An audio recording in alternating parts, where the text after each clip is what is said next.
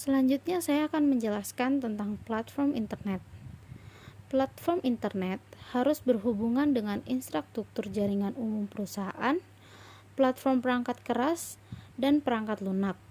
Hal ini dikarenakan termaksud dalam perangkat keras, perangkat lunak, dan layanan manajemen untuk mendukung situs web suatu perusahaan, layanan hosting web, router, dan peralatan kabel atau nirkabel. Layanan hosting web memelihara server web yang besar atau serangkaian server dan menyediakan ruang bagi pelanggan yang membayar biaya untuk memelihara situs web mereka. Selanjutnya, revolusi internet menciptakan ledakan nyata di komputer server dengan banyak perusahaan dan mengumpulkan ribuan server kecil untuk menjalankan operasi internet mereka.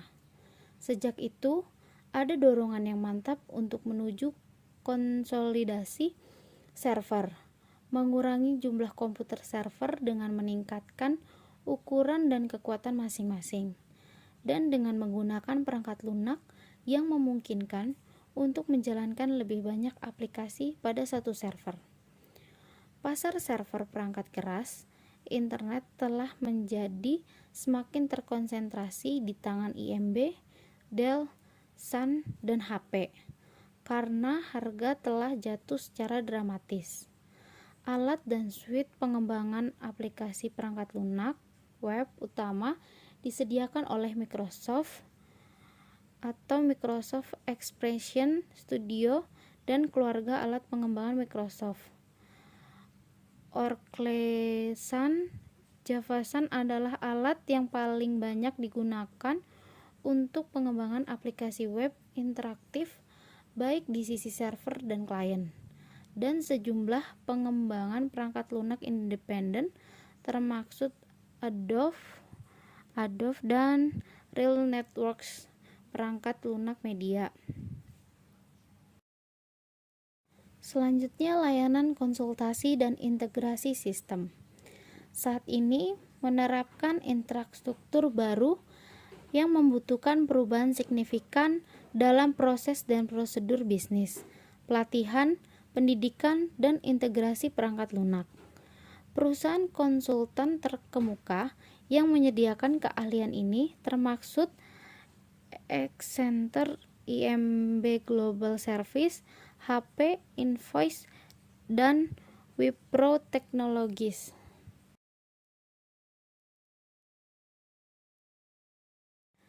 Selanjutnya, integrasi perangkat lunak berarti memastikan infrastruktur baru bekerja dengan sistem lama perusahaan yang disebut sistem warisan dan memastikan elemen baru dari infrastruktur bekerja satu sama lain.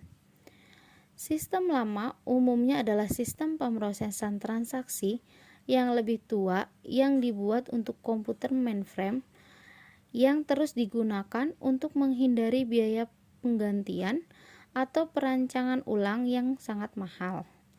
Penggantian sistem ini adalah biaya mahal atau umumnya tidak diperlukan jika sistem yang lebih tua ini dapat diintegrasikan ke dalam infrastruktur kontemporer.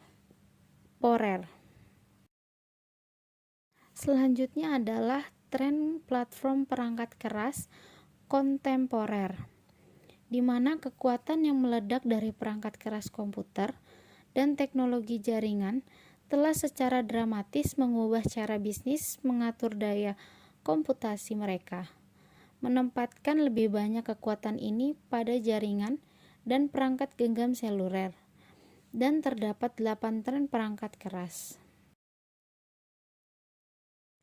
Yang pertama adalah platform digital seluler. Platform komputasi digital seluler baru telah muncul sebagai alternatif untuk PC dan komputer yang lebih besar.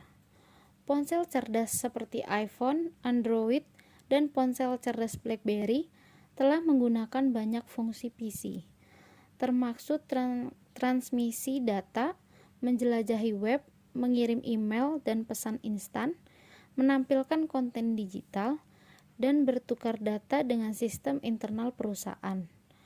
Platform mobile harus juga mencakup netbook kecil dan ringan yang dioptimalkan untuk komunikasi nirkabel atau akses internet, komputer tabel seperti iPad, dan pembaca e-book digital seperti Amazon dengan kemampuan akses web.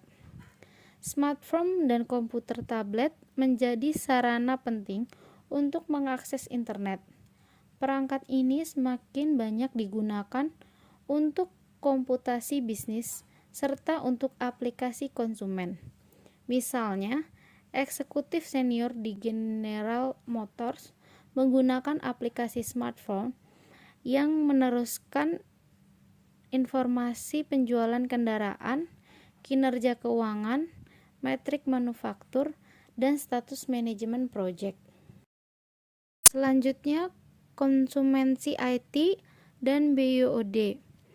Popularitas, kemudahan penggunaan, dan beragam aplikasi berguna untuk smartphone dan komputer tablet telah menciptakan gelombang minat yang memungkinkan karyawan untuk menggunakan perangkat seluler pribadi mereka di tempat kerja, sebuah fenomena yang populer disebut bahwa perangkat Anda sendiri.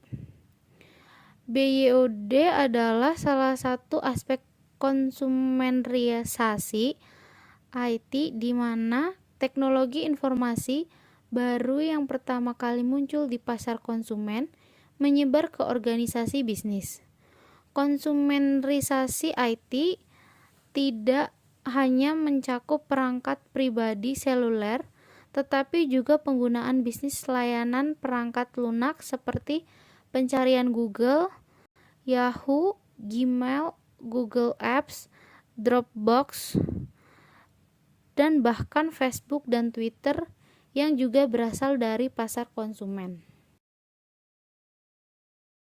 Selanjutnya, konsumerisasi IT memaksa bisnis, terutama perusahaan besar, untuk memikirkan kembali cara mereka memperoleh dan mengelola peralatan dan layanan teknologi informasi.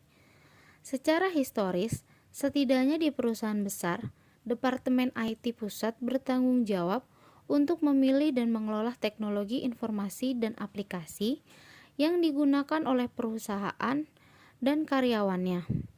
Ini melengkapi karyawan dengan desktop atau laptop yang dapat mengakses sistem perusahaan dengan aman.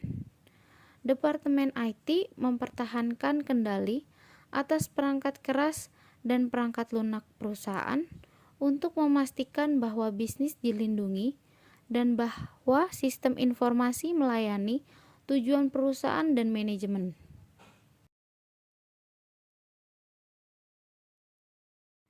Untuk saat ini, karyawan dan departemen bisnis memainkan peran yang jauh lebih besar dalam pemilihan teknologi.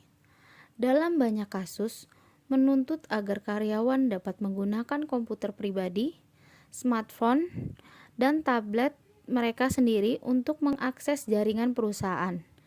Lebih sulit bagi perusahaan untuk mengelola dan mengendalikan teknologi konsumen dan memastikan mereka melayani kebutuhan bisnis. Sesi interaktif tentang manajemen mengeksplorasi beberapa tantangan manajemen yang diciptakan oleh BYOD dan konsumerisasi IT. Selanjutnya akan dijelaskan oleh teman saya.